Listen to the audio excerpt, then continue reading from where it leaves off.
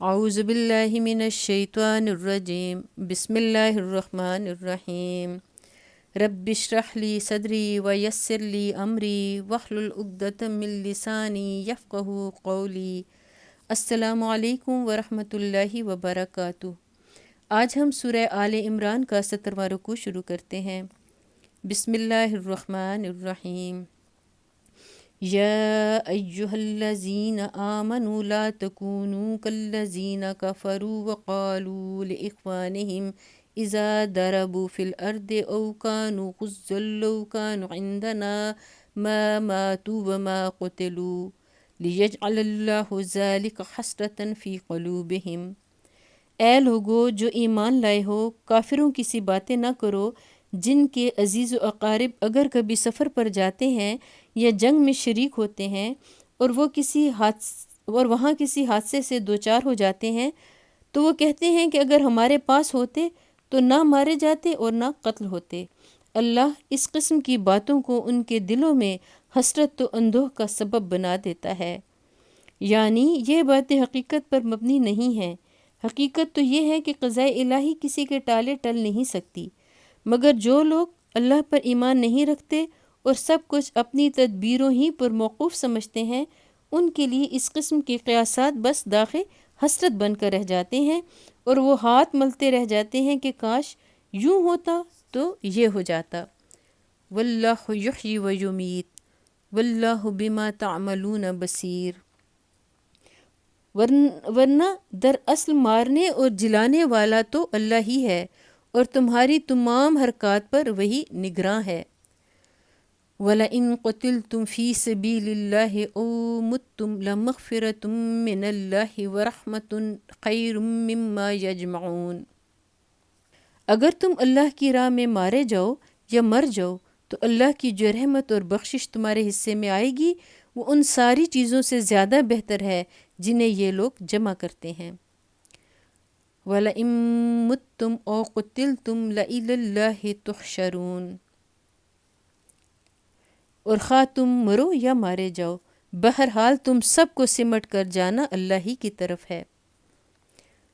فَبِمَا رَحْمَةٍ مِّنَ اللَّهِ لِنْتَ لَهُمْ وَلَوْ كُنْتَ فَظًّا غَلِيظَ الْقَلْبِ لَانفَضُّوا مِنْ حَوْلِكَ فَاعْفُ عَنْهُمْ وَاسْتَغْفِرْ لَهُمْ وَشَاوِرْهُمْ فِي الْأَمْرِ فَإِذَا عَزَمْتَ فَتَوَكَّلْ عَلَى اللَّهِ ان اللہ یحب المتوکلین۔ اے پیغمبر صلی اللہ علیہ وآلہ وسلم، یہ اللہ کی بڑی رحمت ہے کہ تم ان لوگوں کے لیے بہت نرم مزاج واقع ہوئے ہو، ورنہ اگر کہیں تم تند خو اور سنگ دل ہوتے تو یہ سب تمہارے گرد و پیش سے چھٹ جاتے۔ ان کے قصور معاف کر دو، ان کے حق میں دعائے مغفرت کرو اور دین کے کام میں ان کو بھی شریک مشورہ رکھو۔ پھر جب تمہارا عزم کسی رائے پر مستحکم ہو جائے تو اللہ پر بھروسہ کرو۔ اللہ کو وہ لوگ پسند ہیں جو اسی کے بھروسے پر کام کرتے ہیں۔ ان ینصرکم اللہ فلا غالب لکم وان یخذلکم فمن ذا الذی ینصرکم من بعدہ وعلی اللہ فلیتوکل المؤمنون۔ اللہ تمہاری مدد پر ہو تو کوئی طاقت تم پر غالب آنے والی نہیں، اور وہ تمہیں چھوڑ دے تو اس کے بعد کون ہے جو تمہاری مدد کر سکتا ہو؟ پس جو سچے مومن ہیں ان کو اللہ ہی پر بھروسہ رکھنا چاہیے۔ وما کان لنبی ان یغل ومن یغل یأتی بما غل یوم القیامہ ثم توفی کل نفس ما کسبت وہم لا یظلمون۔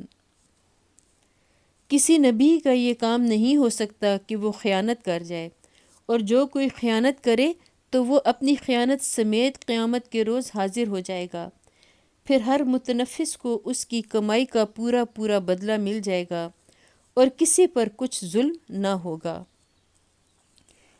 جنگ احد میں جن تیر اندازوں کو نبی صلی اللہ علیہ وآلہ وسلم نے عقب کی حفاظت کے لیے بٹھایا تھا، انہوں نے جب دیکھا کہ دشمن کا لشکر لوٹا جا رہا ہے تو ان کو اندیشہ ہوا کہ کہیں ساری غنیمت انہی لوگوں کو نہ مل جائے جو اسے لوٹ رہے ہیں، اور ہم تقسیم کے موقع پر محروم رہ جائیں۔ اسی بنا پر انہوں نے اپنی جگہ چھوڑ دی تھی۔ جنگ ختم ہونے کے بعد جب نبی صلی اللہ علیہ وآلہ وسلم مدینہ تشریف لائے تو آپ صلی اللہ علیہ وآلہ وسلم نے ان لوگوں کو بلا کر اس نافرمانی کی وجہ دریافت کی۔ انہوں نے جواب میں کچھ عذرات پیش کیے جو نہایت کمزور تھے۔ اس پر حضور صلی اللہ علیہ وآلہ وسلم نے فرمایا، اصل بات یہ ہے کہ تم کو ہم پر اطمینان نہ تھا، تم نے یہ گمان کیا کہ ہم تمہارے ساتھ خیانت کریں گے اور تم کو حصہ نہیں دیں گے۔ اس آیت کا اشارہ اسی معاملے کی طرف ہے۔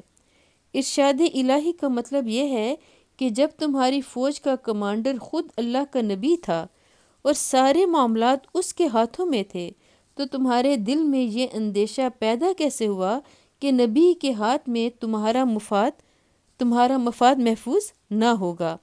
کیا خدا کے پیغمبر سے یہ توقع رکھتے ہو کہ جو مال اس کی نگرانی میں ہو وہ دیانت، امانت اور انصاف کے سوا کسی اور طریقے سے بھی تقسیم ہو سکتا ہے؟ افمن اتبع رضوان اللہ کمن باء بسخط من اللہ ومأواہ جہنم وبئس المصیر۔ بھلا یہ کیسے ہو سکتا ہے کہ جو شخص ہمیشہ اللہ کی رضا پر چلنے والا ہو اور وہ اس شخص کے سے کام کرے جو اللہ کے غضب میں گھر گیا ہو اور جس کا آخری ٹھکانہ جہنم ہو جو بدترین ٹھکانہ ہے۔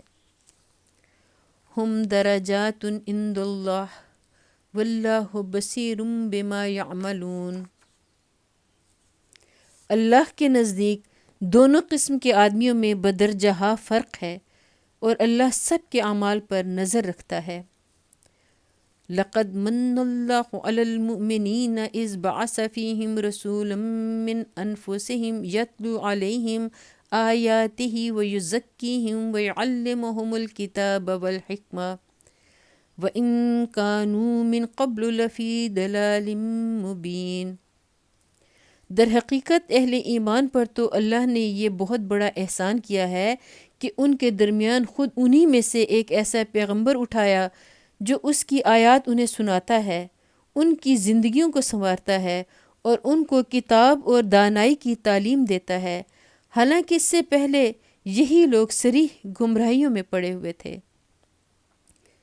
اولما اصابتکم مصیبۃ قد اصبتم مثلیہا قلتم انا ھذا۔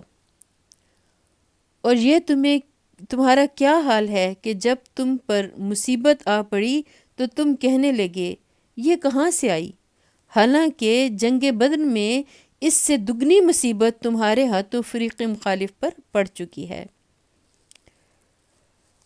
اب اکابر صحابہ اکرام تو حقیقت شناس تھے اور کسی غلط فہمی میں مبتلا نہ ہو سکتے تھے، مگر عام مسلمان یہ سمجھ رہے تھے کہ جب اللہ کا رسول صلی اللہ علیہ وآلہ وسلم ہمارے درمیان موجود ہے اور اللہ کی تائید و نصرت ہمارے ساتھ ہے تو کسی حال میں کفار ہم پر فتح پا ہی نہیں سکتے۔ اس لیے جب احد میں ان کو شکست ہوئی تو ان کی توقعات کو سخت صدمہ پہنچا اور انہوں نے حیران ہو کر پوچھنا شروع کیا کہ یہ کیا ہوا؟ ہم اللہ کے دین کی خاطر لڑنے گئے، اس کا وعدہ نصرت ہمارے ساتھ تھا، اس کا رسول خود میدان جنگ میں موجود تھا، اور پھر بھی ہم شکست کھا گئے، اور شکست بھی ان سے جو اللہ کے دین کو مٹانے آئے تھے۔ یہ آیات اسی حیرانی کو دور کرنے کے لیے ارشاد ہوئی ہیں۔ پھر اللہ تعالیٰ کہتے ہیں کہ حالانکہ جنگ بدر میں اس سے دگنی مصیبت تمہارے ہاتھوں فریق مخالف پر پڑ چکی ہے، کیونکہ جنگ احد میں مسلمانوں کے 70 آدمی شہید ہوئے، جبکہ جنگ بدر میں کفار کے 70 آدمی مسلمانوں کے ہاتھوں مارے گئے تھے اور 70 آدمی گرفتار ہو کر آئے تھے۔ قُلْ هُوَ مِنْ عِنْدِ أَنفُسِكُمْ إِنَّ اللَّهَ عَلَى كُلِّ شَيْءٍ قَدِيرٌ۔ اے نبی صلی اللہ علیہ وآلہ وسلم، ان سے کہو یہ مصیبت تمہاری اپنی لائی ہوئی ہے، اللہ ہر چیز پر قادر ہے۔ یعنی یہ تمہاری اپنی کمزوریوں اور غلطیوں کا نتیجہ ہے۔ تم نے صبر کا دامن ہاتھ سے چھوڑا، بعض کام تقوی کے خلاف کیے، حکم کی خلاف ورزی کی، مال کی طمع میں مبتلا ہوئے، آپس میں نزاع و اختلاف کیا، پھر کیوں پوچھتے ہو کہ یہ مصیبت کہاں سے آئی؟ پھر اللہ تعالیٰ کہتے ہیں اللہ ہر چیز پر قادر ہے، یعنی اللہ اگر تمہیں فتح دینے کی قدرت رکھتا ہے تو شکست دلوانے کی قدرت بھی رکھتا ہے۔ وَمَا أَصَابَكُمْ يَوْمَ الْتَقَى الْجَمْعَانِ فَبِإِذْنِ اللَّهِ وَلِيَعْلَمَ الْمُؤْمِنِينَ۔ جو نقصان لڑائی کے دن تمہیں پہنچا وہ اللہ کے اذن سے تھا، اور اس لیے تھا کہ اللہ دیکھ لے تم میں سے مومن کون ہے اور منافق کون۔ وَلِيَعْلَمَ الَّذِينَ نَافَقُوا وَقِيلَ لَهُمْ تَعَالَوْا قَاتِلُوا فِي سَبِيلِ اللَّهِ أَوِ ادْفَعُوا۔ وہ منافق کہ جب ان سے کہا گیا آؤ اللہ کی راہ میں جنگ کرو یا کم از کم اپنے شہر کی مدافعت ہی کرو، تو کہنے لگے اگر ہمیں علم ہوتا کہ آج جنگ ہوگی تو ہم ضرور تمہارے ساتھ چلتے۔ عبداللہ بن ابی جب 300 منافقوں کو اپنے ساتھ لے کر راستے سے پلٹنے لگا تو بعض مسلمانوں نے جا کر اسے سمجھانے کی کوشش کی اور ساتھ چلنے کے لیے راضی کرنا پڑا، مگر اس نے جواب دیا کہ ہمیں یقین ہے کہ آج جنگ نہیں ہوگی، اس لیے ہم جا رہے ہیں، ورنہ اگر ہمیں توقع ہوتی کہ آج جنگ ہوگی تو ہم ضرور تمہارے ساتھ چلتے۔ قالوا لو نعلم قتالا لاتبعناكم هم للكفر يومئذ اقرب منهم الایمان یقولون بافواہہم ما لیس فی قلوبہم۔ یہ بات جب وہ کہہ رہے تھے اس وقت وہ ایمان کی بنسبت کفر سے زیادہ قریب تھے، وہ اپنی زبانوں سے وہ باتیں کہتے ہیں جو ان کے دلوں میں نہیں ہوتی۔ واللہ اعلم بما یکتمون، اور جو کچھ وہ دلوں میں چھپاتے ہیں اللہ اسے خوب جانتا ہے۔ الذین قالوا لاخوانہم وقعدوا لو اطاعونا ما قتلوا قل فادرؤوا عن انفسکم الموت ان کنتم صادقین۔ یہ وہی لوگ ہیں جو خود تو بیٹھے رہے اور ان کے جو بھائی بند لڑنے گئے اور مارے گئے ان کے متعلق انہوں نے کہہ دیا کہ اگر وہ ہماری بات مان لیتے تو نہ مارے جاتے۔ ان سے کہو اگر تم اپنے اس قول میں سچے ہو تو خود تمہاری موت جب آئے اسے ٹال کر دکھا دینا۔ وَلَا تَحْسَبَنَّ الَّذِينَ قُتِلُوا فِي سَبِيلِ اللَّهِ أَمْوَاتًا بَلْ أَحْيَاءٌ عِندَ رَبِّهِمْ يُرْزَقُونَ۔ جو لوگ اللہ کی راہ میں قتل ہوئے ہیں انہیں مردہ نہ سمجھو، وہ تو حقیقت میں زندہ ہیں، اپنے رب کے پاس رزق پا رہے ہیں۔ فرحین بما آتاہم اللہ من فضلہ ویستبشرون بالذین لم یلحقوا بہم من خلفہم الا خوف علیہم ولا ہم یحزنون۔ جو کچھ اللہ نے اپنے فضل سے انہیں دیا ہے اس پر خوش و خرم ہیں اور مطمئن ہیں کہ جو اہل ایمان ان کے پیچھے دنیا میں رہ گئے ہیں اور ابھی وہاں نہیں پہنچے ہیں ان کے لیے بھی کسی خوف اور رنج کا موقع نہیں ہے۔ مسند احمد میں نبی صلی اللہ علیہ وآلہ وسلم کی ایک حدیث مروی ہے جس کا مضمون یہ ہے کہ جو شخص نیک عمل لے کر دنیا سے جاتا ہے اسے اللہ کے ہاں اس قدر پر لطف اور پر کیف زندگی میسر آتی ہے جس کے بعد وہ کبھی دنیا میں واپس آنے کی تمنا نہیں کرتا، مگر شہید اس سے مستثنیٰ ہے۔ وہ تمنا کرتا ہے کہ پھر دنیا میں بھیجا جائے اور پھر اس لذت اور اس سرور اور اس نشے سے لطف اندوز ہو جو راہ خدا میں جان دیتے وقت حاصل ہوتا ہے۔ یستبشرون بنعمت من اللہ وفضل وان اللہ لا یضیع اجر المؤمنین۔ وہ اللہ کے انعام اور اس کے فضل پر شاداں و فرحاں ہیں اور ان کو معلوم ہو چکا ہے کہ اللہ مومنوں کے اجر کو ضائع نہیں کرتا۔ یہاں ہمارا 17واں رکوع مکمل ہوتا ہے۔ اللہ تعالیٰ سے دعا ہے کہ ہم نے جو پڑھا جو سنا اس پر بہترین عمل کرنے کی توفیق عطا فرمائے۔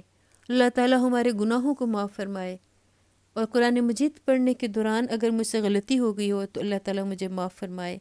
وآخر دعوانا ان الحمد للہ رب العالمین۔